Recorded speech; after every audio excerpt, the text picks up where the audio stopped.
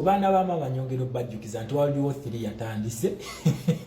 World War 3 yatandise kati gwajirinda ntino bekube nuclear olimba togenda kugiraba. Olutalo trade war yatandise dda nabagamba ekyaletisa Donald Trump kukakasa nti afukamiza BRICS ate nga agisobola wetukeeredde olunaku olwaleero. In fact we bwazibidde jjo nga timu America faba people power tuina 145 tariffs. Tuina 145 China ekyali ku 84 yayo okitegere ekintu kino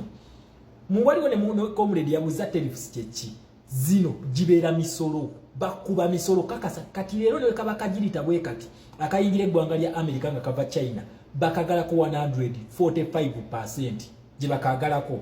okitegere ekintu kino nabagamba olutawo luno waliwo yalweyingizamu naye agenda kutya Trump ekyamuleeta kukakasa nti akakanya BRICS enaji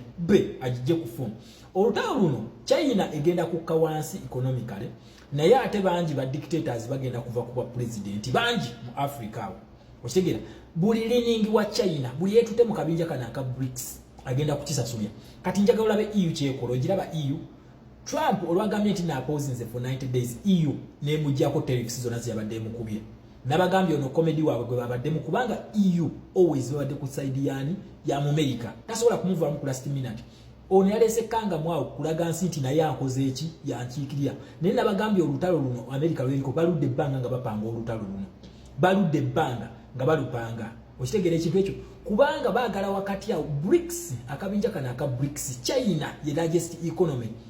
ne Russia bamu kuba sanction nga alumye Ukraine China yabadde ngawo okubweka gaps ezo nga mubika economically okitegere ekintu ekyo kakati America agamba njagala mpapagane ne China ozijeka akajanja jukira ne ba dictator banene we baddenga babagambako mu Africa badduka mu China je baddukira Museveni mumulaba example Museveni uno one bano siba China ono si mu China muna Uganda ono si mu China wena oza mushama weyogeza foreign policy tuyambira ono si mu China akugamba atya alese ba investors mu minerals za Uganda kino kye kigendo musaamu omuntu okitegera bano siba China abali ne ba minister ba Museveni musimanyi baze ba investor bano baze ku investing in minerals za Uganda luno lwe lutalo okitegera onani wano chichi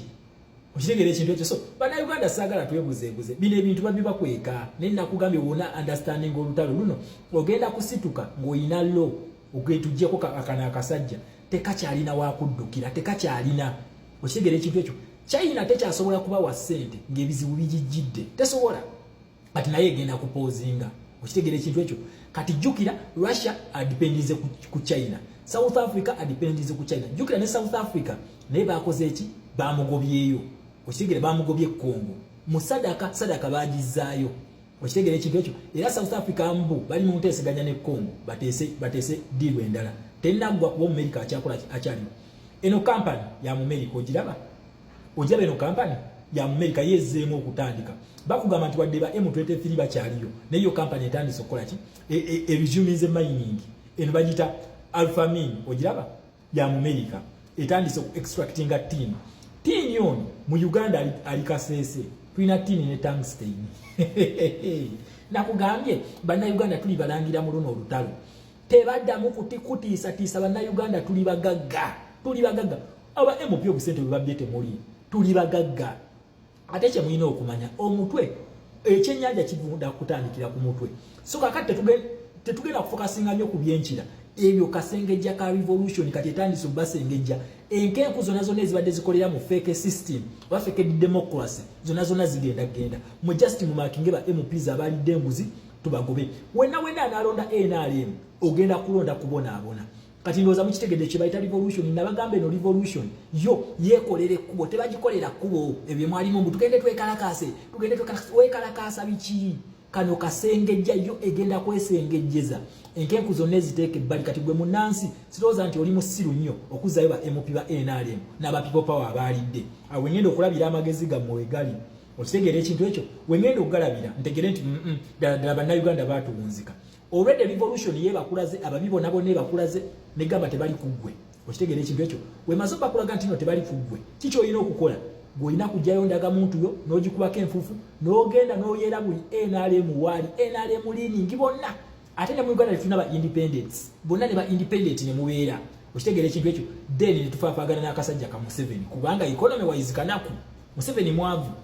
ne gwabadde yeesiguliddeko mu China ne bamuttamu omuntu okitegera ekintu ekyo kugambye ttiini ono mu Uganda mwali mu Uganda tulina ttiini ne tungsten bisangibwawa Kasese gyebiri era essaawa eno kampani Eframin eya America etandise okukola ki oku extracting ebintu bino naye njagala ojjukire nti bamwetaaga ne mu Uganda bamwetaaga okitegera ekintu ekyo so gundi tannaddayo Masaji tannaddayo kyeka alina okusinkana His Excellency Kyagulanyi next president yamugambe naye gwe story kikyali gwe lwaki kana akasajja mukalwisiza nnyo kajja kwe katika Museveni kawulira kafa kyakyakuy bino byenjagala bino binyumira nga Museveni abona kati yali amanyi afunye escape route bwagenze mu China egenda muwa sente mukulu kati azikuwe kale China ezikuwe okitegere ekintu ekyo nakugamba muna Uganda just relax tuli mu real revolution foreign policies zigenda kunyigira Museveni ziti gwe muna Uganda osituke ojosindiko guti ogwedde nga gwavunda in fact gwiza n'okudduka emisinde n'otagulabako nze nkubuulira mulinde byavudde e Bungereza sijja kusuna mulinde byavudde e Bungereza sijja kusuna newe tugamba World War 3 etabuse kati omu China bamuttamu omuntu kati abali mu BRICS bakaaba okitegera ekintu ekyo kati waliwo abuuza nti senga Museveni akkiriza n'addayo mu gundi z'Amerika nabagamba ono tugenda mutuuse ewantu ng'ali ku lose situation wakkiriza addeyo kitegeeza tulina okugenda mu kalulu mukuba akalulu aveeko wagaana okukkiriza kitegeeza ate tugenda ku activating ekintu kye bata human rights kuba kyenkakasa bannayuganda bali ready okusituka okwekalakaasa senga Museveni abba akalulu kati we tuli ku lose talina waafuniramu kati talina kubanga senga munnayuganda osituka Museveni oyo n'akubako bannayuganda ne banaaba 10 ko already ono fayiro ye kweri ku mmeeza n'akubako bannayuganda 10 n'abateeka ku ttaka kitegeeza amenye human rights charters azimenye kyekiddako consequences kubwa teri kirala nga bwe bakola Gaddafi wabeera alonze wabula senga agonda na bowing down nga Daniel Arap Moi we yakikola nga Edgar Lungu we yakikola kitegeeza tugenda mu kubaka lwa kali free and fair yeyongereyo nga atulabyeko nnyo okitegeera so munnayuganda kikyogenda okukola ndaga muntu gikubeko enfuufu twagala bwe MP yabbye ssente temulekaana nabo mubalabise mu bwa trending se naye ogambe munnayuganda nti okusalawo kuli ku ye yasalawo munnayuganda yasalawo tugenda kusalawo tutya bonna tubafuumuule tugobe buli wa NRM temubakiriza nakuddamu campaigninga ku byalo byammwe banoonyayo ki babaagaliza kufa mubakuba emiggo nga bazze basaba obululu okitegera ekintu ekyo kati batwagaza ki wende share yabwe bagitudde kati era tuddemu tulonde NRM so munnayuganda twebereremu ffe tusalako okitegera ekintu ekyo ffe tusalawo okitegera ekintu ekyo respect